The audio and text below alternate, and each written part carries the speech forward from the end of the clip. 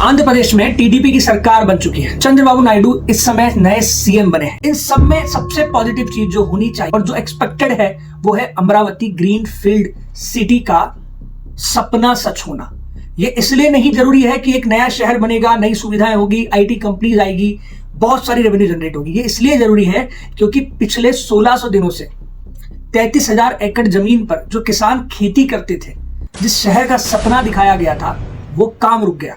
अब उम्मीद ये लगाई जा रही है, और अभी हालांकि 2 या 3 दिन पहले ही चंद्रबाबू नायडू ने बोला भी है कि आने वाले 30 महीनों में 30 मंथ्स में अमरावती ग्रीन फील्ड सिटी का काम कंप्लीट हो जाएगा।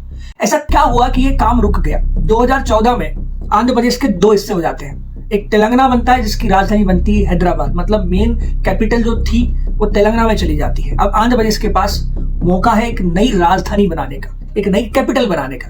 अमरावती को चुना जाता है। अमरावती के किनारे से कृष्णा रिवर भी निकलती है। इस वजह से ये सिटी डेवलप करने के हिसाब से बहुत सही थी। लेकिन सबसे बड़ा टास्क था 33,000 एकड़ की वो जमीन, वो फर्टाइल लैंड जो रिक्वायर्ड थी किसानों से। आपको अगर कंपैरिजन की बात बताऊं तो ये चंडीगढ़ शहर से भी बड़ा इलाका है। इस पूरे एरिया में जो फर्टाइल लैंड थी, किसानों ने चंद्रबाबू नायडू को दे दी।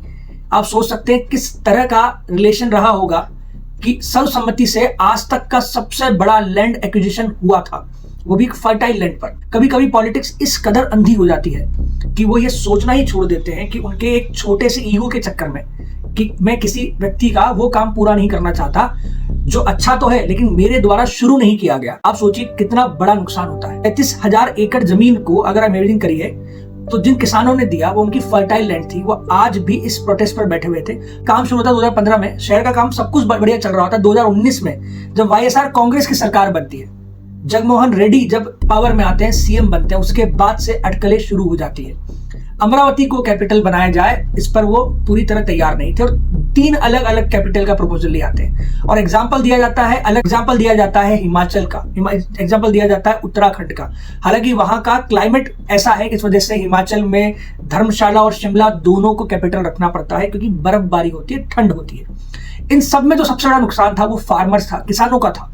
आज अगर देखा जाए तो 30 महीनों में सिटी को कंप्लीट करने की बात चल रही है और 1600 दिनों से किसान इसी वजह से धरने पे लगातार बैठे हैं। हालांकि अब चीजें थोड़ी सी डाइल्यूट हुई है। सरकार ने पूरी तरह से आश्वासन दिया है कि ग्रीन फील्ड सिटी का काम कंप्लीट हो जाएगा। देखना ये समय रहते काम पूरा होता है नहीं होता। जानकारी अच्छी लगी तो लाइक कर देना, शेयर कर देना, चैनल को सब्सक्राइब करना। मेरा नाम मयंक पारीक, आप लोग देख रहे हैं मैच्योर इंडियन।